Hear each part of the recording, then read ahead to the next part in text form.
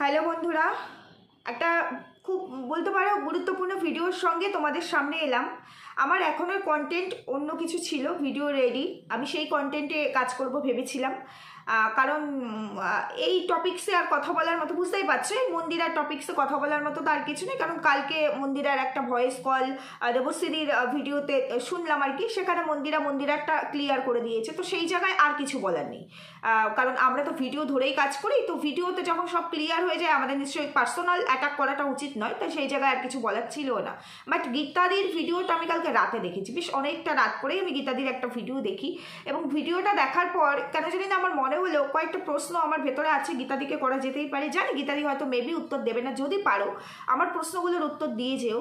আমার টাইটেলটা তোমরা দেখেছো যে আমি এখানে লিখেছি গীতাদি ত্যাগী আমরা ভোগী। কেন বললাম সবটা তোমাদেরকে আমি অবশ্যই ডেসক্রাইব করব, সমস্তটাই বলবো। চলো ভিডিও শুরু করি, তার আগে একটু ইন্ট্রো দিয়ে নিই। Hello my lovely viewers, welcome back to my channel Dimpi lifestyle. বন্ধুরা আমার সাথে থেকো, পাশে থেকো, চ্যানেলটিকে সাবস্ক্রাইব করো, লাইক কমেন্ট শেয়ার করো। প্রথমে গীতাদিকে কথাগুলো বলবো, তারপরে দু একটা কথা মন্দিরাকে বলে আমি আমার ভিডিও শেষ করব। গীতাদির কালকে ভিডিও দেখলাম, গীতাদি সেখানে আমার খুব ভালো লাগলো, সম্পর্কের সমীকরণটা বোঝালো যে কোনো মানুষ যদি ভুল করে সেই ভুলটাকে নিয়ে তো সারা জীবন বয়ে চলা যায় না, সে কি ক্ষমা পেতে পারে না? তার অতীতে করা ভুল সেটা দিয়েই সবসময় তাকে জাজ করা হবে কেন? সে ভুল করেছে, সেখান থেকে সে যদি ভালো হতে চায়, প্রত্যেকটা মানুষের উচিত আগেই আসা। তো এই কথাটা তো আমরা ডে ওয়ান থেকেই বলে আসছিলাম গীতাদি। আজকে তুমি যে প্রসঙ্গে ভুল কথাটা তুললে সেই প্রসঙ্গটা হচ্ছে মন্দিরার ভুলটা যখন মন্দিরা দেখিয়েছে তখন কথা বলেছি, যখন ভুলটা সে দেখাতে চায়নি, যখন সে বলেছে আমি ভুল করেছি, তখন তো মন্দিরার হয়েই কথা বলেছি। প্রত্যেকটা ক্ষেত্রে প্রত্যেকটা মানুষকে উত্তর দিয়েছি যে না, ভুল প্রত্যেকটা মানুষের ক্ষেত্রে হয়। তুমি ঠিকই বলেছো যে এইরকম মন্দির আজকে যেটা করেছে এটা প্রত্যেকটা ঘরে ঘরে আছে, নেই কি? হ্যাঁ আছে, তো চারিদিকে আছে, এর থেকে বেশি নোংরামি আছে, অনেক অনেক একাধিক আছে। কিন্তু বিষয়টা কিরকম বলো তো, আমি একটা ভুল করেছি, সেখান থেকে আমি শিক্ষা নিয়েছি এবং আমি নিজেকে ভালো করতে চাই। সেই জিনিসটা যদি করতে হয় তাহলে আমাকে আমার ব্যবহারটা মানে আমার অ্যাক্টিভিটিস, বিহেভিয়ার, কথাবার্তা সব কিছুর মধ্যে চেঞ্জ আনতে হবে, যেটা থেকে মানুষের ভেতরে একটা বিশ্বাস জন্মায় যে না হ্যাঁ সত্যি পূর্বে করা যে কাজটা তার ভুল ছিল, সেটা তো আগে প্রুফ করতে হবে তাকে, তারপর তো মানুষ তাকে ট্রাস্ট করবে। আমি ভুল করেছি, আমি সংশোধিত হতে চাই, মানুষ আমাকে সাহায্য করছে, কিন্তু মানুষ ট্রাস্ট কখন করবে? ট্রাস্ট তখনই করবে যখন আমার ব্যবহারের মধ্যে সে এরকম কিছু দেখতে পাবে যে না সে সংশোধিত ক্যারেক্টার, এরকম কিছু যখন দেখতে পাবে তখনই তো। এই কথাটা কেন বললাম, তার কারণ হচ্ছে আজকে মন্দিরার যে বিষয়টা উঠে এসেছে এখানে, আজকে মন্দিরার এই ভুলটা নিয়ে কিন্তু কেউ কথা বলেনি, মন্দিরা কিন্তু কন্টেন্ট ছিল না, কিন্তু মন্দিরার ভুলটা কখন সামনে আসলো? মন্দিরার মেয়ের বার্থডে, সেই বার্থডেতে অনেক মানুষ ইনভাইটেড ছিল, যদিও ওই রিলেটেড কোনো ভিডিও আমি করিনি, কারণ আমি তখন অসুস্থ ছিলাম, হয়তো সুস্থ থাকলে একটা ভিডিও আমিও করতাম। তো যাই হোক, তো সেটা নিয়ে একটা কন্ট্রোভার্সি তৈরি হয় এবং সেখানে কেউ কেউ প্রশ্ন তোলে যে সবাইকে দেখা যাচ্ছে এইভাবে ফ্রেমের মধ্যে, তাহলে কেন গীতাদিকে দেখা গেল না? কারণ গীতাদিও তো ওখানে ইনভাইটেড ছিল, এই প্রশ্নটুকুই করা হয়েছে। এবং সেই প্রশ্নের জবাব দিতে দিতে অনেকগুলো কন্ট্রোভার্সিয়াল মানে এখানে এপিসোড হয়ে গেছে। তারপরে একটা কমেন্ট, সেই কমেন্ট মন্দিরার কমেন্ট বক্সে এসছে, খুব নোংরা নক্কারজনকভাবে একটা কমেন্ট করা হয়েছে, তার উত্তরও মন্দিরা সেমভাবে দিয়েছে। এবার সেখানে যার যার ওপিনিয়ন শেষে রেখেছে, কারো মনে হয়েছে যে ঠিক করেছে, ইটের জবাব পাটকেলেই দিতে হয়, সেটা দিয়েছে, আমরাও জবাব দিই। আবার কারো মনে হয়েছে যে এইভাবে মানে একজন অপরাধী যে ভাষায় অপরাধ করেছে তার ভাষাতেই তাকে উত্তরটা না দিয়ে আমি যখন ভদ্র ভাষাতেই উত্তরটা দেওয়া যেত। বিষয়টা হচ্ছে এখানে সেই জায়গায় দাঁড়িয়ে এইটাকে নিয়ে নাকি তার অতীতকে তোলা হয়েছে, অতীত রিলেট করে কথা বলা হয়েছে। অতীতকে কোনো কন্ট্রোভার্সি ক্রিয়েটার তখনও তুলে আসেনি। ওই কমেন্ট সেকশানে তার ওই ভিউয়ার্সরা, ভালোবাসার ভিউয়ার্সরাই এরকম অনেক কমেন্ট করে, এখনও করে, যাই হোক করে। তো সেটা নিয়ে তারপরে একটা ভিডিও মন্দিরে, যেটা নিজে যেখানে দুটো চারটে মানুষের মধ্যে এটা লিমিটেশনের মধ্যে ছিল, সেখানে ও ভিডিও করে বিষয়টাকে স্প্রেড করেছে, চাউট করেছে যে আমার অতীত 3 বছর আগের করে আসা অতীত, এরকম একটা থাম্বনেল দিয়ে। তো সেই জায়গায় আবার অতীত উঠে এসেছে, তারপর একটা স্ট্রিম লাইভ, এবং সেই স্ট্রিম লাইভে কি হয়েছে না তার দিদিরা থাকতেই পারে। এবার দেখো দিদি বোনদের সম্পর্ক, সেটা যদি তোমরা বলো ওয়াইটির দালালের সাথে ওর ভালো সম্পর্ক, এবার শুধু যদি সম্পর্কের সমীকরণটা বোঝানোর জন্য স্ট্রিম লাইভটা হতো তাহলে সেখানে কোনো অসুবিধা ছিল না, কিন্তু সেখানে কন্টেন্ট হিসাবে ওই ভুল করাটাকেই কিন্তু এখানে প্রায়োরিটি পেয়েছে এবং সেখানে ওটাই এসেছে। তো সেই জায়গায় ধরে ওই যে স্ট্রিম লাইভটা হয়েছে সেইখানে তার ভুলের সঙ্গ যে দিয়েছে তাকেও তোলা হয়েছে। তো এখানে তো প্রশ্ন উঠবেই, কারণ এটা একটা ফিল্ড, এই ফিল্ডে আমরা কাজ করতে এসেছি, এটা আমাদের বাড়ির ড্রয়িং রুম নয় যে এখানে আমরা বসে গল্প করছি। তাহলে এখানে এটা প্রফেশনাল জায়গা তখন সমস্ত কিছু প্রফেশন ওয়েতেই মানুষ দেখবে। তো এই নিয়ে বক্তব্য, এই নিয়ে মন্দিরা ট্রেন্ডে এসেছে, এর মানে বাইরে কিন্তু কিছু নয়, এর বাইরে মন্দিরা ট্রেন্ডে আসার বা মন্দিরার ভুল ট্রান্সলেট করার মতো কিছু নেই। যদিও আমি যখন কথা দিয়েছি যে মন্দিরার অতীত তুলে কথা বলবো না, তখন কিন্তু আমার ভিডিওতে একটা ওয়ার্ড ওর অতীত তুলে আমি কিন্তু ইউজ করিনি, করবো না বলেছি যখন, করবোই না, আমি করিনি। এবার কয়েকজন হয়তো করেছে, সবাইকে তো আমি আমার মতো করে পরিচালনা করতে পারবো না, পারবো না, সবাই তো সমান হয় না। অনেক মানুষ নোংরামি করে, ঢেকে করে, আবার অনেক মানুষ নোংরামি করে সে ঢেকে নয়, সে বরঞ্চ আর সমাজকে দেখায় যে দেখো আমি নোংরামি করছি। তাহলে এবার এই দুটো ক্যারেক্টার সম্পূর্ণ আলাদা, তাই তো? তো এবার আমরা কি প্রত্যেককে ধরে এটা বোঝাতে পারবো না। তো গীতাদির যেটা বক্তব্য ভুল থেকে সেই ভুলটাকে আঁকড়ে ধরবো। ভাই বোনের মধ্যেও তো ঝগড়া হয়, তাহলে আমরা ভাই বোনকে কি ক্ষমা করি না? প্রথমত আমি গীতাদিকে বলছি, তুমি মনিটাইজেশন অন করেই ভিডিওটা করেছো এবং এখান থেকেও তোমার ইনকামটা আসবে, মানে সে 2 টাকা আসলেও তো আসবে। তুমি ভাই বোনের সাথে মানে ব্লাড জিনের সাথে তুমি ওয়াইটি, যেটা একটা প্রফেশনাল জায়গা, যেখানে তুমিও ক্রিয়েটার আমিও ক্রিয়েটার, প্রত্যেকটা মানে যারা আমরা এই টপিক্সটার মধ্যে আছি আর কি, যাদেরকে তুমি বলেছো তারা আলাদা বিষয়, যদিও এর মধ্যে আমাকে মিন করে বলোনি, তারপরেও তো এটা আমাদের প্রফেশনাল একটা ওয়ে, তো প্রফেশনাল জায়গা। সেইখানে তুমি ঘরের ভেতরে ঘটে যাওয়া ভাই বোনের মানে মধ্যে ঝগড়া হলে, দূরত্ব থাকলে তারা কি সেটা ভুলে যায়? তারা তো আবার একে অপরকে আবার কাছে টেনে নেয়, সেটা মানে ইগনোর করে আর কি, আপন মানে ব্লাড যেটাকে টানে, সেটাই বলতে চাইছো, সেটাকেই রিলেট করতে চেয়েছো আর কি তুমি এই কন্ট্রোভার্সির জোনটাতে। তো আমি বলি ভাই বোনের মধ্যে ঝগড়া বিবাদ যেটাই হোক, সেটা হয়তো 4 দেওয়ালের মধ্যে বা কিছু মানুষ মানে কাছের পরিচিত কিছু মানুষের মধ্যে সেটা আর কি থাকে, তার বাইরে আর ছড়ায় না এই জিনিসটা। কিন্তু এই সোশ্যাল মিডিয়ার মার্কেটে সেটার সঙ্গে এটাকে রিলেট করা যায় না। সোশ্যাল মিডিয়ার মার্কেটে আমি যদি কোনো কথা বলি, যেমন আমার এই ভিডিওটা, এটা কিন্তু প্রচুর মানুষের কাছে যাবে, শেয়ার হবে, ছড়িয়ে যাবে। তো এখানে ভাই বোন আর কোথায় ওয়াইটি, এই দুটো তো এক হতে পারে না। আর ভাই বোনের সম্পর্কের যে বিষয়টা দেখলে সেখানে কিন্তু ইনকামের কোনো জায়গা থাকে না, মানে সেখান থেকে ওই সম্পর্ক মানে ঝগড়া হলো, সেখান থেকে আবার আমাদের মধ্যে সম্পর্ক ভালো হয়ে গেল, সেখানে কিন্তু না কোনো মানে অর্থের লেনদেন আছে, না কোনো ইনকামের জায়গা আছে। কিন্তু এখানে এই যে তুমি কথা বলেছো সেটাও মনিটাইজেশন অন করে, আমি কথা বলছি সেটাও মনিটাইজেশন অন করে, তাই তো? এখানে কিন্তু আমরা এসেছি নিজের স্বার্থেই। দেখো গীতাদি, ভুল বললাম কি? আমরা এসেছি নিজের স্বার্থেই। আর ভাই বোনের সঙ্গে তাই আমার মনে হয় ওয়াইটিটাকে রিলেট করা উচিত নয়। ভাই বোন একটা মানে সফট কর্নার, ভালোবাসার জায়গা, সেটা কিন্তু বিক্রি হয় না, বাজারে বিক্রি হয় না, কিন্তু এখানে আমাদের প্রত্যেকটা ওয়ার্ড আমরা বিক্রি করি, এটাই তোমাকে বোঝাতে চেয়েছি। তারপরে তুমি আবারও বললে যে যারা ভুক্তভোগী তাদের মতো করে তো কেউ বুঝবে না, তারা সব থেকে ভালো এই বিষয়টা বুঝতে পারে, যারা যে আর কি ভুলটা করে এসেছে, তারা ধাক্কা খেয়েছে, তারাই বুঝতে পারে। যেমন ওই সিগারেট আর গুটকা, এটা খেলে মানুষের ক্যান্সার হয়, জানা সত্ত্বেও মানুষ খায়, কিন্তু যখন তার ক্যান্সার হয় তখন কিন্তু তাকে দিয়ে অ্যাডভার্টাইজমেন্টটা দেওয়া হয়, কারণ সে ভুক্তভোগী, সে যেভাবে জিনিসটাকে ফিল করবে, যার হয়নি সে কিন্তু ফিল করবে না, সে কিন্তু তখনও পর্যন্ত খেয়েই যাবে।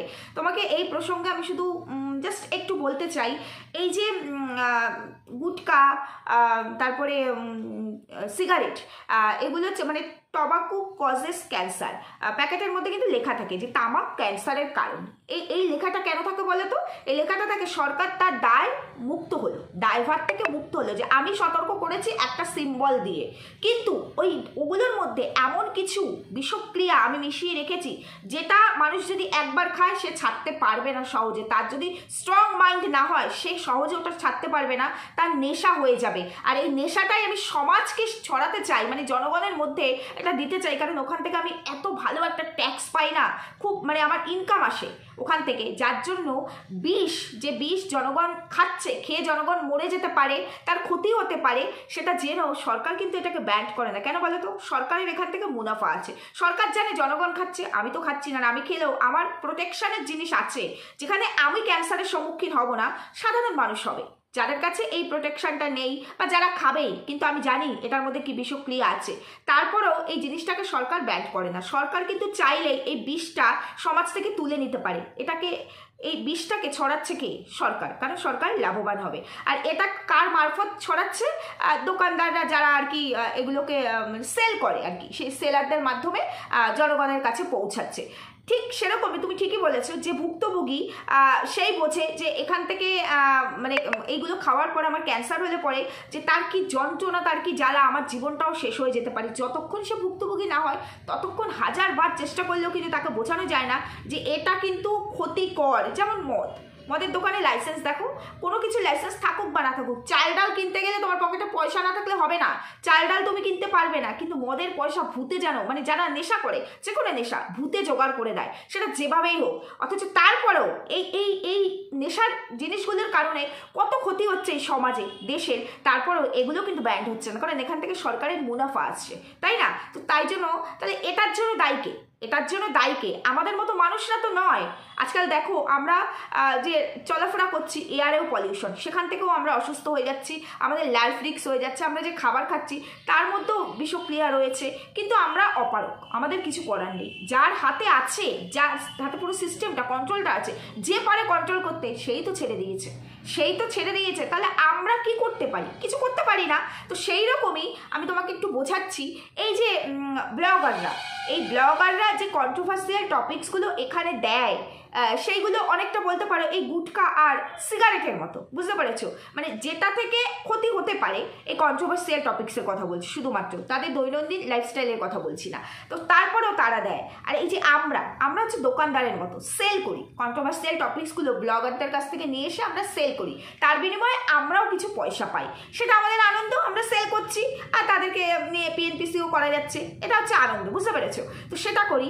আর এই যে আমাদের যে সমস্ত ভিউয়ার্সরা আছে, তারা হচ্ছে জনগণের মতো, তারা কিন্তু ভিডিও দেখে মজা নেওয়ার জন্য, মজা নেয়, মজা পায়, তার সঙ্গে বড় কথা কাকেরই কি বলা হচ্ছে, কার ক্যারেক্টার কেমন, সেটা তারা জানতে পারে। চুলছেরা বিশ্লেষণ হয়তো যেটা আমরা করি, তারা জানতে পারে, এবং জানার পরে যখন তারা ধাক্কা খায়, এই ব্লগারকে তো আমি মন প্রাণ দিয়ে ভালোবাসতাম, এটা বেরিয়েছে, যখন ধাক্কা খায় তখন তারা একদম দুমড়ে মুচড়ে যায়, এবং তখন তারা বলে ইস, বিশ্বাস করেছিলাম, আর আজ থেকে এর ভিডিও দেখবো না, সত্যি এ না এই, ও না ওই। এই জন্য কমেন্ট সেকশনগুলো খোলা, মানে কমেন্ট সেকশনটা খোলা, ওইদিকে ক্যান্সার, এদিকে তো ক্যান্সার হতে পারে না, এদিকে ক্যান্সারের জায়গাটা নিয়েছে ওই কমেন্ট সেকশনটা, বুঝতে পেরেছো? তো ব্যাপারটা হচ্ছে সেরকমই। তো এবার ওই সরকার যদি এই নেশাজাত দ্রব্যগুলোকে ব্যান করতো, তাহলে সরকারের ইনকামটা কমে যেত, তাহলে কিন্তু জনগণ বেঁচে যেত, বাট সরকার সেটা করবে না ইনকামের জন্য। ঠিক তেমনি ব্লগাররা কন্ট্রোভার্সিয়াল টপিকস যদি না রাখতো, তাহলে আমাদের মতো কন্ট্রোভার্সি ক্রিয়েটারদের জন্মও হতো না। আর মানে এই ভিউয়ার্সরা আর কি, মানে জনগণ হিসাবে যেসব ভিউয়ার্সদের দেখানো হয়েছে, ভিউয়ার্সরাও তাহলে পরে এই মজাও নিতে পারতো না, চর্চাটাও শুনতে পারতো না, কমেন্ট সেকশনেও তাদের মনের অভিব্যক্তি প্রকাশ করতে পারতো না, কিংবা কেউ ধাক্কা খেত না, কাউকে বিশ্বাস করে কষ্ট পেত না, এটা হতো না। কিন্তু এটা বন্ধ হবে না, কেন জানো? ওই যে যেমন সরকার ট্যাক্সের বদলে প্রচুর টাকা মুনাফা করছে, ঠিক তেমনি ব্লগাররাও এখান থেকে প্রচুর টাকা ইনকাম করছে, আমরাও সেখান থেকে কিছু পার্সেন্টেজ পাচ্ছি। আমরা 2 টাকা পেলে তারা 2000 টাকা পাচ্ছে, ডিফারেন্স হচ্ছে এটাই। তাহলে এই সিস্টেমটা কে চেঞ্জ করবে? এই সিস্টেমটাকে কি চেঞ্জ করা সম্ভব নয়। এবার আসি, তুমি বলেছো যে প্রত্যেকটা মানুষের তো মানে লিগ্যাল রাইটস আছে। আমার কমেন্ট সেকশানে আমাকে বাজে কমেন্ট করা হয়েছে, আমি তার উত্তর দেবো না? ডেফিনেটলি আমি তো তার উত্তর দেবই, কারণ কমেন্ট সেকশন আমার, ভিডিও আমার কমেন্ট সেকশানে এসে কেউ আমার ভিডিওর বাইরে নোংরা কমেন্ট করে যাবে, আমি কি তার উত্তর দেবো না? এবার দেখতে হবে, ক্যারেক্টারটা দেখতে হবে, যে তোমার যে নোংরা মানসিকতা দিয়ে আমাকে কমেন্ট করেছো, আমিও কি তোমাকে সেই নোংরা মানসিকতা দিয়েই উত্তরটা দেবো, না ভদ্র ভাষাতে ওই নোংরার থেকেও বেশি সজোরে চটটা মারা যায়। সেই উত্তরটা দেবো। প্রশ্নটা হচ্ছে এখানে, যেমন আমাকে কালকে আমি তো এই ধরনের কোনো মানে আমাদের তো ব্যক্তিগত কোনো কিছু সামনে আসেনি, তো আমরা শুধুমাত্র কন্ট্রোভার্সি করি। এবার কন্ট্রোভার্সি করা মানে কি, অন্যকে কাঠি করা, সত্যি কথাই পরনিন্দা পরচর্চা করা যেটাকে বলে। সবাই কিন্তু কন্ট্রোভার্সি ভালোবাসে না। কন্ট্রোভার্সি ভালোবাসলে কন্ট্রোভার্সি ক্রিয়েটাররা এত কম ভিউজ পেতো না, এত কম সাবস্ক্রাইবার থাকতো না। সবাই ভালোবাসে না, কারণ এটাকে ম্যাক্সিমাম মানুষই মনে করে নোংরা। এই জোনটাই ম্যাক্সিমাম মানুষ মনে করে নোংরা, এর কোনো সম্মান নেই, রেসপেক্ট নেই। তারপরেও আমরা করি, কারণ এখানে থেকে ইনকাম হয়, মানুষ তো ভালো জিনিস দেখতে চায় না, যার কারণে আমরাও এটা করি। আর তারপরে এই যে মিথ্যে কথা বলা, অনেকে এই রোগের নাম করে মিথ্যে যে সমস্ত চালায়, তারপরে অনেকে কন্ট্রোভার্সিয়াল যে সমস্ত ক্যারেক্টার দিয়ে মানুষকে বোকা বানায়, সেই সচেতন করার জায়গাটাতেও আমার মনে হয় এটা উচিত, মানুষকে সচেতন করার জন্য একটা এরকম কোনো জোন থাকা উচিত, যার কারণে কন্ট্রোভার্সি জোনটা আর কি তৈরি হয়েছে। এবার প্রত্যেকে যদি সচেতন থাকতো তাহলে কিন্তু কন্ট্রোভার্সি জোনটা তৈরি হতো না। যেমন ধরো এই পৃথিবীতে যদি কোনো খারাপ কাজ না থাকতো তাহলে আর নিউজ চ্যানেলের প্রয়োজন হতো না, হতো কি? ঠিক তেমনি সেরকমই। তো আমাকে কালকে একজন আমার ভিউয়ার্স বলবো না, হঠাৎ করেই আমার আগে পরে তাকে দেখিনি, আমাকে কমেন্ট করেছে কালকে যে তোমার কি কোনো কাজ নেই, সারাদিন অন্যকে নিয়ে কুটকাচালি করো। কুটকাচালি তো বলে তাদের ভাষায়, আমরা যেটা করি কুটকাচালি করো, নিজের সংসারে একটু মন দাও, সংসার তো করো না, সারাদিন কুটকাচালি। আরও জানি কি কি বলেছিল আমার ঠিক খেয়াল নেই, যে খেয়ে দিয়ে তো কোনো কাজ নেই। তো এই কমেন্টটা করার পর আমি তাকে উত্তর দিয়েছিলাম যে যখন কন্ট্রোভার্সিটা এতই খারাপ তাহলে দেখছো কেন? তাহলে দেখো না, না দেখলেই তো হয়। তুমি কন্ট্রোভার্সি না দেখে নিজের সংসারে মন দাও, আমাকে জ্ঞান দিতেও হবে না। আমি এই কমেন্টটাই করেছি। তখন তাতে সে আমাকে রিপ্লাই করেছে যে আমাদের জন্যই তোদের চলছে, আবার আমাকে আবার এই কথা বলছিস আমরাই তোদেরকে চালাচ্ছি। এটা সে উত্তর দিয়েছে, কারণ ভিউয়ার্সদের ওপরেই তো আমাদের ইনকামটা আসে, সেই জন্য। তো সেখানে আমি উত্তরটা কি দিয়েছি, তার মানে তুমিও স্বীকার করলে তুমিও আমাদের মতো একই গোত্রের, যার জন্যই তুমি আমাদেরকে চালাচ্ছ। আমার উত্তরটা এটা। তাহলে আমি ভদ্র ভাষাতেই তাকে উত্তর দিলাম। সে কিন্তু তারপরে আমাকে আর রিভার্সে কোনো রকম রিপ্লাই ব্যাক দেয়নি, সে তার জায়গাটা বুঝতে পেরেছে। তার মানে কি হলো, আমি কন্ট্রোভার্সি করছি, অন্যকে নিয়ে কুটকাচালি করছি, ভিউয়ার্সরা সেটার মজা নিচ্ছে তো, মজা নিতেই তো আসছে। তাহলে জাজমেন্টাল এখানে ভিউয়ার্সরা হচ্ছে কি না, তুমি কেন কুটকাচালি করছো নিজের সংসার ছেড়ে কেন কুটকাচালি করছো? সংসার ছেড়ে তো কুটকাচালি করছি না, সংসারটাকে আমি সব দিক থেকে রক্ষা করে তারপরেই আমি এখানে কুটকাচালিটা করতে বসি। কিন্তু তাদের বক্তব্য যেহেতু কন্ট্রোভার্সি করি, তো সংসার ছেড়ে কুটকাচালি করছে, আর লোককে নিয়ে কেন কথা বলছো, এই জগতে তো আরও অনেক ধরনের কন্টেন্ট আছে, সেটা নিয়ে কেন কথা বলছেন? তাহলে এটা মাথা পেতে নিতেই হবে। সত্যিই তো আমি লোককে নিয়ে কথা বলছি, আমি তো অন্য কোনো কন্টেন্টের উপরে কাজ করছি না, এটা আমাকে মাথা পেতে নিতেই হবে। ঠিক তেমনি আমার ভিডিওটা তোমাদের মতো ভিউয়ার্সরা যারা মজা নিয়ে দেখছো, তারা যদি মজা নিয়ে না দেখতে, তাহলে আমারও ইন্টারেস্ট থাকতো না ভিডিও করায়। তার মানে তোমাদেরও মজা আছে আর কি এখান থেকে, তাহলে তোমরা তাই জন্য দেখছো, আর দেখছো বলেই আমার ইনকাম হচ্ছে। তাই আমি উত্তরটা দিয়েছি যে তার মানে তুমিও আমাদেরই গোত্রের, যার কারণে তুমি আমাদেরকে চালাচ্ছ। সে বুঝতে পেরেছে, এবং বুঝতে পেরে সে আমাকে আর রিভার্সে কোনো রকম রিপ্লাই ব্যাক করেনি। তাহলে উত্তরটা এইভাবেও দেওয়া যায়। এবারে যদি আমি তার ভাষাতেই কেই করে তার মতো করে তাকে উত্তর দিতে যেতাম, তাহলে তো এখানে একটা বিশাল দ্বন্দ্ব বাধ্য। প্রশ্নটা ছিল এখানে, এর থেকে বেশি কোনো কিছু এখানে বলা হয়নি, বুঝতে পেরেছো? আর তারপরে তুমি আরও কিছু কথা বলেছো, যে সেটা হলো গিয়ে আমি ক্যামেরা এখানে অন করতে চাইনি, ওখানে অনেক জায়গায় আমি ক্যামেরা অন করিনি, এর কারণে আমি অন করেছি, ওর কারণে আমি অন করেছি।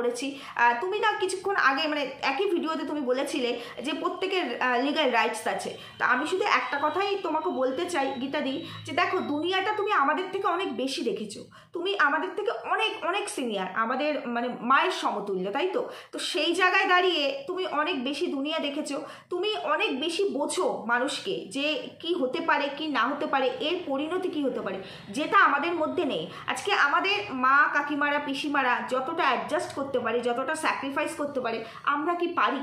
আমরা কিন্তু পারি না। সেটা তার মানে কত পার্সেন্ট পারি?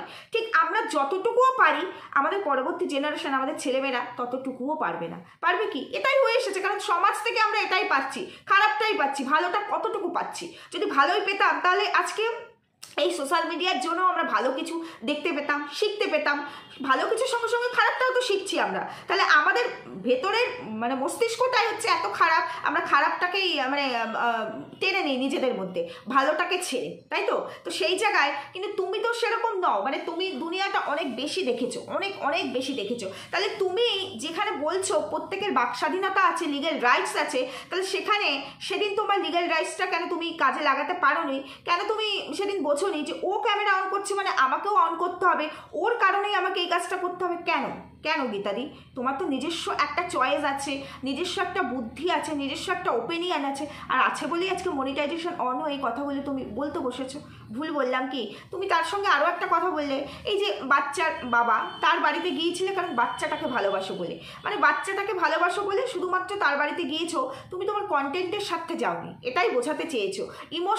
ইমোশনের জায়গা থেকে তুমি ওই বাচ্চাটাকে দেখতে গেছো, তুমি ওই ইনকামের জায়গা থেকে যাওনি, তুমি এটাই বোঝাতে চেয়েছো। কিন্তু তাহলে তুমি যখন ওই বাচ্চাটাকে দেখতে গেছো, তাহলে তোমার যখন ইমোশন ভেতরে মানে ভালোবাসা থেকেই যখন গেছো, ক্যামেরাবন্দি কেন হয়েছিল? মানে ভিডিও হিসাবে কেন এসেছে? আবার তাদেরকে নিয়ে, মানে ওই বাচ্চার বাবাকে নিয়েও তো তুমি অনেক কন্টেন্ট করেছো। তাহলে যেখানে ভালোবাসা রয়েছে সেখানে কন্টেন্ট কি হয় না? মানে নেগেটিভ কন্টেন্ট আর কি, পজিটিভ হতেই পারে, নেগেটিভ কন্টেন্ট কি হয়? তাহলে এখানে ভালোবাসাটা কোথায়, মানে ইমোশনটা কোথায়? দেখতে পেলাম না, এটাই হচ্ছে কথা। মানে সবসময় এ করেছে বলে আমি করবো, আমার ইমোশন দিয়ে আমি এটা দেখেছি, ইমোশন দিয়ে আমি এই জায়গাটায় গেছি, আমি একজন ক্রিয়েটার হয়ে যেখানে আমি মনিটাইজেশন অন করে প্রত্যেকটা ভিডিওর থেকে ইনকাম নিচ্ছি, সেখানে আমি আবার আমার ইমোশনের কথা বলছি, দুটো তো এক জায়গায় হয় না। হয় কি না? এই কথাগুলো বলতাম না, কারণ তুমি সম্পর্কের সমীকরণটা এখানে বুঝিয়েছো যে সম্পর্ক সবার আগে ফার্স্ট প্রায়োরিটি, সম্পর্কের মূল্যায়ন একদমই অন্যরকম, তাই তো? তো সেই সম্পর্ক টিকিয়ে রাখার সমীকরণটাই তুমি এখানে দেখিয়েছো যে মানুষ ভুল করতেই পারে কিন্তু ভালোবেসে তাকে কাছে টেনে নিতে হয়। তো সেই রকমই তুমি কাছে টেনে নিয়েছো কিছু যারা ভুল করেছে, সেরকম তোমার যাকে আর কি ভালো লাগে সেখান থেকে। আর কিছু কিছু মানুষের সঙ্গে ভালো ব্যবহার করেছে, যেমন দালাল বললে তোমার টোটো করেই আর কি এসছে, ওটা সৌজন্য বোধ। তো আমি তোমাকে শুধু একটা প্রশ্ন করতে চাই, মারুকে আমরা সোশ্যাল মিডিয়ার যারা ক্রিয়েটার বা ভিউয়ার্সরা আছি সবাই তো এই কন্টেন্ট ক্রিয়েটার হিসাবেই চিনি, এবং মারুর উৎপত্তি কিন্তু মন্দিরার হাত ধরেই। মারুর কিন্তু নাহলে কোনো অস্তিত্ব থাকতো না, মন্দিরার কারণেই। তো মন্দিরার কারণেই আমরা এই সোশ্যাল মিডিয়াতে মারুকে চিনি। পার্সোনাল তো আমাদের কারোর সাথে কোনো সম্পর্ক নেই, তুমিও মারুকে ঠিক আমাদের মতো করেই চেনো, কিন্তু মন্দিরার সঙ্গে তোমার একটা অন্যরকম সম্পর্ক আছে বলে হয়তো অনেকটা মানে সুবিধা হয়েছে, অনেক বেশি ভালো করে তুমি ওকে আরেকটু কাছ থেকে, আমাদের থেকে বেশি কাছ থেকে তুমি ওকে বুঝতে পেরেছো। কিন্তু এই যে যতগুলো সম্পর্কের ব্যাখ্যা তুমি কালকে তোমার ভিডিওতে দিয়েছো, কোনো সম্পর্কই কিন্তু এই ফিল্ড মানে এই ওয়ার্ল্ডের জগৎ ছাড়া তোমার সঙ্গে তৈরি হয়নি। সমস্ত সম্পর্কগুলোই কিন্তু ভার্চুয়ালি আগে এসেছে, তারপরে কিছু কিছু সম্পর্ক ব্যক্তিগত সম্পর্কে পরিণত হয়েছে, তাই তো? কারোর সঙ্গে কিন্তু আলাদা করে না এই সোশ্যাল মিডিয়া ছাড়া একে আমি চিনতাম, এর সাথে আমার আগে থেকেই পরিচয় ছিল, এমনটা কিন্তু নয়। তাহলে তুমি যখন বলছো সৌজন্য বোধের কথা, এই মারুর যখন বিয়ে হয় ওর একটা মিক্সি ছিল না, তো তুমি সেখানে গিফটের জন্য টাকা পাঠিয়েছিলে যেন একটা মিক্সি কিনে নেওয়া হয় আর কি। একটা মিক্সি কেনার জন্য কষ্ট হচ্ছে, কষ্ট করে আর কি মশলা করতে হচ্ছে, থ্যাতো ফ্যাতো করে মশলা করছে, সৌজন্য বোধ দেখে। সেটা তুমি ডেসক্রাইবও করেছিলে, এটা নিয়ে যখন প্রশ্ন উঠেছিল তখন তো তুমি কন্ট্রোভার্সি করতে, তো তুমি সেটা তখন ডেসক্রাইবও করেছিলে যে সৌজন্য বোধ দেখিয়ে তুমি গিফটের জন্য টাকাটা পাঠিয়েছিলে। আমার প্রশ্ন হলো, এই ফিল্ডে অনেক কন্ট্রোভার্সি ক্রিয়েটার আছে, কারোর মনে হলো না সৌজন্য বোধ দেখাই, তোমারই কেন মনে হলো?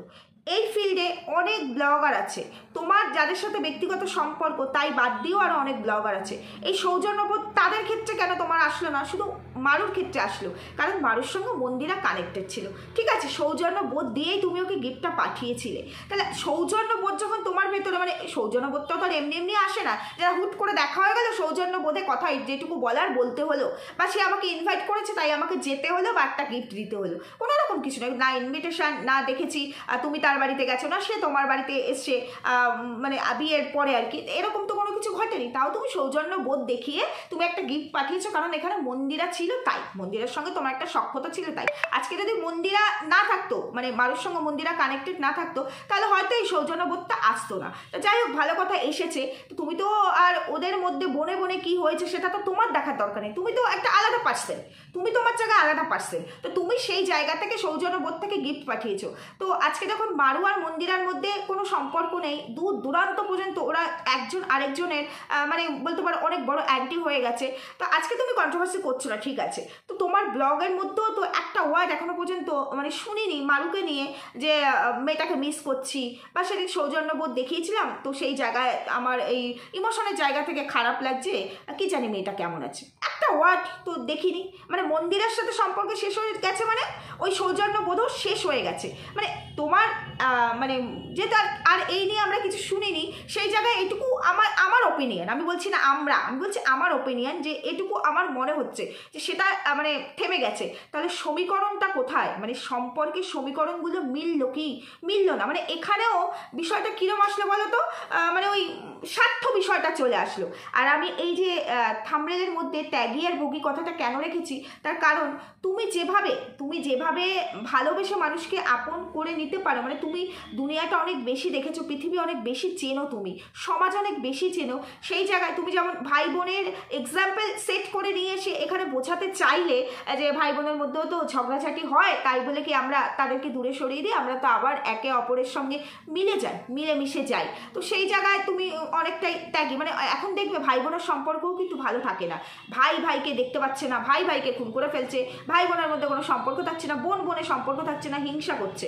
আমরা সেই জেনারেশনটাই বিলং করছি, মানে আমি আমার কথা বলছি। তো সেই জন্য আমরা আগে কি মনে করি যে না আগে আমার স্বার্থ, মানে দেখবে ওই ভাই ভাই সম্পর্কগুলো, ভাই বোনের সম্পর্কগুলো কখন বলে তো নষ্ট হয়, সম্পত্তির কারণে। যদি এতটাই টান থাকতো, ব্লাড আর জিনের কানেকশন এত স্ট্রং হতো, তাহলে কিন্তু এই জিনিসটা হতো না যে আমার বেশি চাই, ওকে আমি ঠকাবো, আমার ভাইকে ঠকাবো, আমার বোনকে ঠকাবো, আমার বেশি চাই।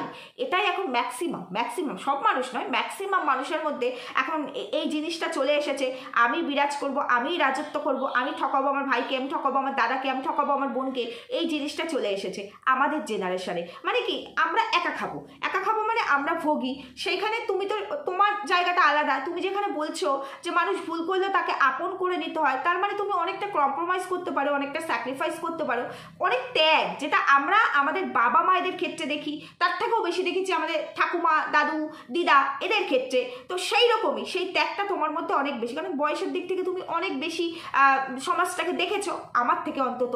সেই জায়গায় তোমাকে বলেছে তুমি ত্যাগী, আমরা ভোগী, আমরা পারিনি তোমার মতো এখনো ওই জায়গাটায় যেতে আমাদের বহু বছর লাগবে। হয়তো আমরাও ঠেকে সমাজকে দেখে হয়তো তোমার জায়গায় যখন হয়তো পৌঁছাবো, তখন হয়তো কিছুটা বুঝতে পারি, আমরা নাও বুঝতে পারি, কারণ আমাদের মধ্যে আগে আমাদের স্বার্থটা আসে, আমরা স্বার্থটাই আগে বুঝি। কিন্তু তুমি তো সেটা নও, এবার যখন তুমি পুরোটাই সেটা নও, মানে আমাদের মতো ভোগী নও, ত্যাগী, তাহলে পরে তুমি এই যে আজকে যে সম্পর্কের সমীকরণগুলো তুমি বোঝালে, কোনোটা সৌজন্যের জন্য, কোনোটা ভুল করলেও তাকে আপন করে নিতে হয়, সে যখন সংশোধিত হতে চায় তখন তাকে আপন করে নিতে হয়, এটা যখন তুমি বলছো, তাহলে তোমার কেন মনে হলো না একই ভুল তো মারুও করেছে, তাহলে মারুর সঙ্গে মানে এতটা দূরত্ব না রাখলেও চলে, বা তাকে কোথাও গিয়ে 1% ক্ষমা করে দেওয়া যায়? এটা তো তোমার মুখ থেকে একবারও আসলো না, কারণ এই তিনটে ক্যারেক্টার মারু, মন্দিরা আর দালাল একই সুতোয় তো বাঁধা, একই সুতোয়, মানে এই তিন ক্যারেক্টারকে একসাথেই দেখেছি, একসাথেই চলেছে, মানে একসঙ্গে, মানে এখন দেখছি আর কি, মানে শুরু থেকেই দেখিনি, এখন দেখছি। তারপরে তুমি আরও একটা কথা বলেছো যে তুমি ইন্সপায়ার্ড হয়েছো দালালকে দেখে আর কি, ওর করা কন্ট্রোভার্সি দেখে তুমি ইন্সপায়ার্ড হয়েছো, এবং শেষে ভিডিও শেষ করার সময় তুমি বললে আমি তো এখন কন্ট্রোভার্সির জন্য নেই, আমাকে টানা হলে আমি তার উত্তর দিতে আসবো, অবশ্যই আমি তার উত্তর দিতে আসবো, কিন্তু আমি তখন আর কন্ট্রোভার্সির জন্য নেই, আর আমি চাইও না আসতে। তার মানে কোথাও গিয়ে তোমার একটা বিতৃষ্ণা চলে এসেছে এই কন্ট্রোভার্সি জোনটা নিয়ে। তো এই দেখো দালাল কন্ট্রোভার্সি জোনে আছে বছর 4 বোধ হয়, তো সেই সময় থেকে হয়তো মেবি তুমি ওকে নোটিস করো, দেখো ওর কন্ট্রোভার্সিটা ভালো লাগে। আমিও তোমাকে বলতে চাই গীতাদি, যে এই সোশ্যাল মিডিয়ায় অনেক কন্টেন্ট আছে, তোমার বেছে কন্ট্রোভার্সিটাতেই ইন্টারেস্টটা কেন গ্রো হলো, মানে যেখানে তোমার এখন বিতৃষ্ণা চলে এসেছে এই কন্ট্রোভার্সি জোনটা নিয়ে, যে আমি আর আসতে চাইও না, একটা বিতৃষ্ণা চলে এসেছে, তাহলে এই জাস্ট 2.5-3 বছর ব্যবধান, মানে তুমি তো অনেক দুনিয়া দেখে, ওই 2.5-3 বছর আগেও তুমি অনেকটা দুনিয়া দেখে এসেছিলে, তাহলে তোমার কেন মনে হলো কন্ট্রোভার্সিটাই একটা ভালো জায়গা হতে পারে, প্রফেশন হতে পারে?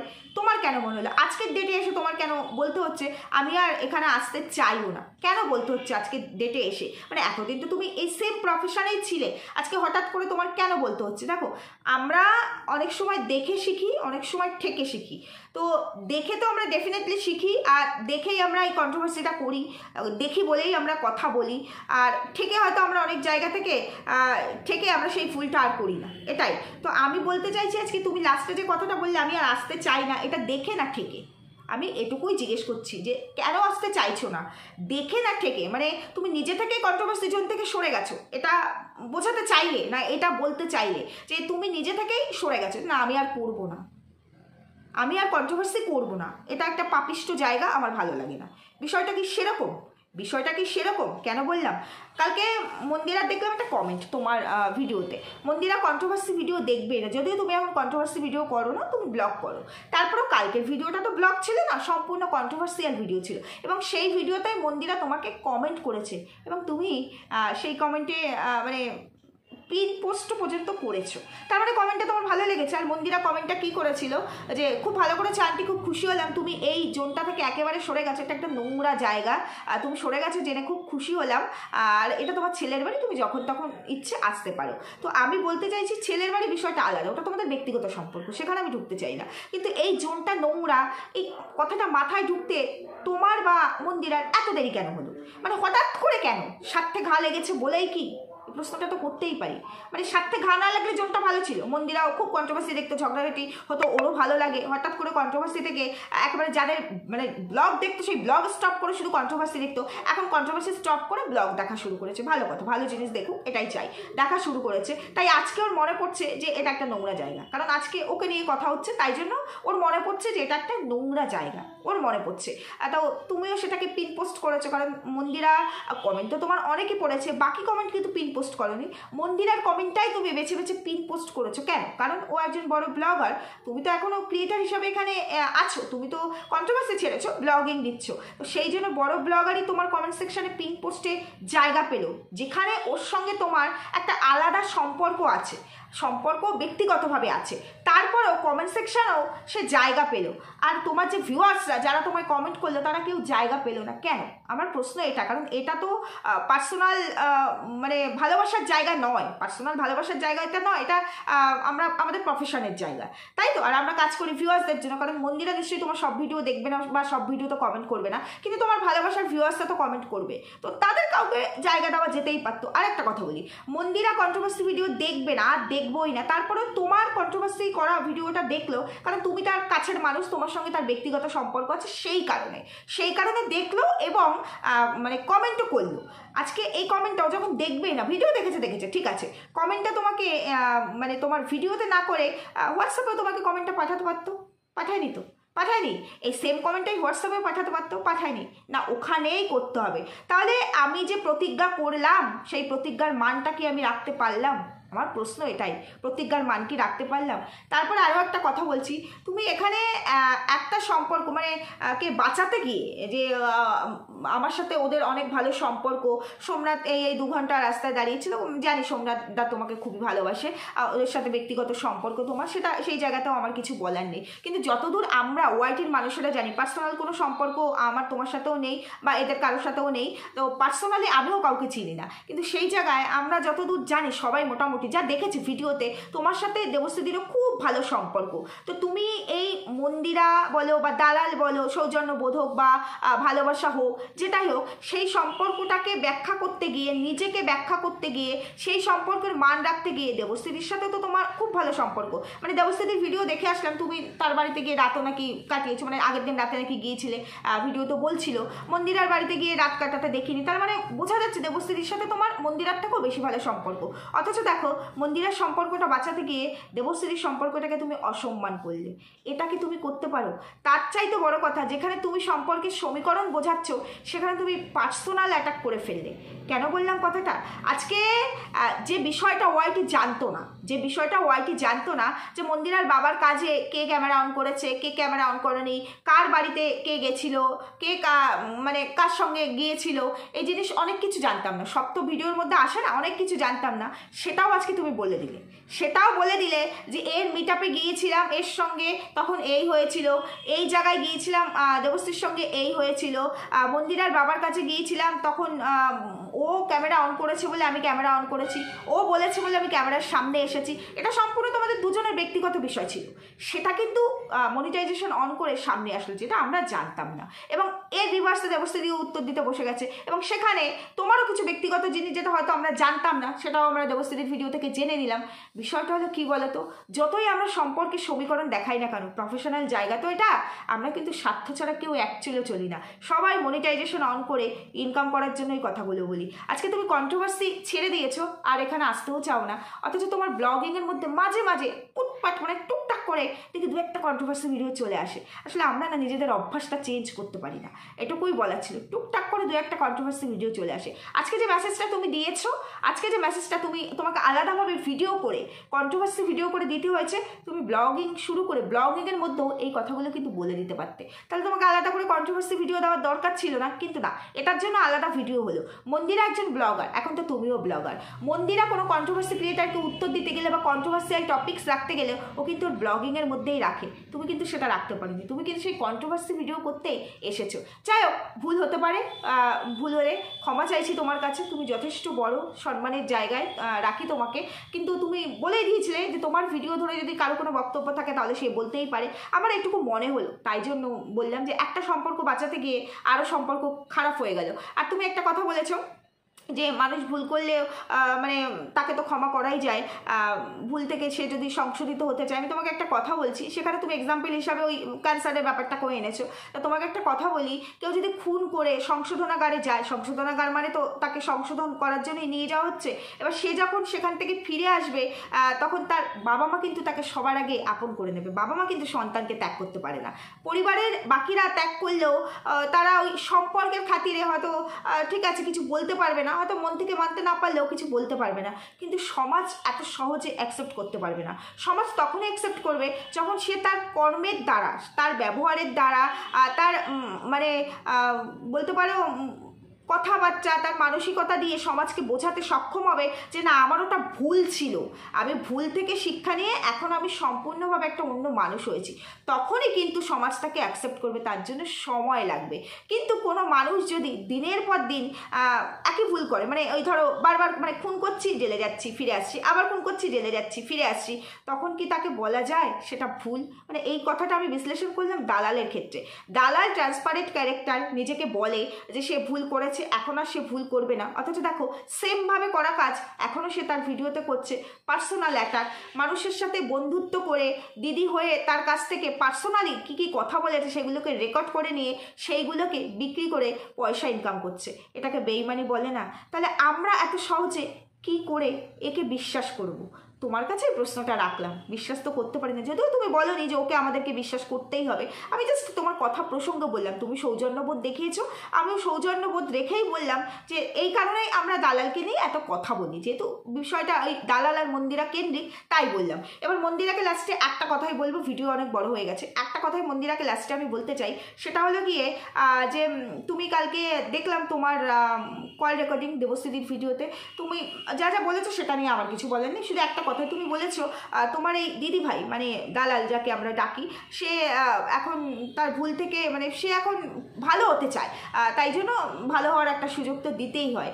তো দিলাম সুযোগ, দিলাম সুযোগ। দেখো, সে ভালো হলেও আমাদের কিছু না, সে খারাপ হলেও আমাদের কিছু না। আমাদের কাজ এখানে কন্টেন্ট পেলে কন্টেন্ট করি, এর বাইরে তার সাথে আমাদের কারো পার্সোনাল কোনো কিছু নেই। কেউ শত্রুও নয়, কেউ মিত্রও নয় এখানে, তাই তো? তো সেই জায়গায় দাঁড়িয়ে তবু তোমার কথা ধরেই বললাম যে সে ভালো হতে চায়, ঠিক আছে, তুমি দায়িত্ব নিয়েছো বা তোমরা যারা যারা দায়িত্ব নিয়েছো, খুব ভালো কথা, এখানে কিছু বলার নেই। কিন্তু সময় তো এর উত্তর দেবে। আমরা একটু সময়ের জন্য অপেক্ষা করি, কারণ আমরা না বিশ্বাস করতে পারছি না, কারণ সে যে ভালো হতে চায় তার একটা নমুনা এখনও পর্যন্ত আমরা পাইনি ওয়াইটিতে। প্রফেশনাল জায়গায় বলছি, পার্সোনাল তো সম্পর্ক নেই, পার্সোনাল জায়গায় বলতে পারবো না। তাই আমরা একটু সময় নিলাম, সময় এর উত্তর দেবে। তুমিও পাবে ভালো হলে, তুমি সেখানে উইন যে তুমি পেরেছো বা তোমরা পেরেছো। আর যদি ভালো না হয় তাহলে তুমি আবার লুজার হয়ে গেলে। এটুকুই বলার ছিল, আর কিছু বলার নেই। ভুল বললাম না ঠিক বললাম জানিও। সুস্থ থেকো, ভালো থেকো, দেখা হবে পরবর্তী ভিডিওতে। টাটা।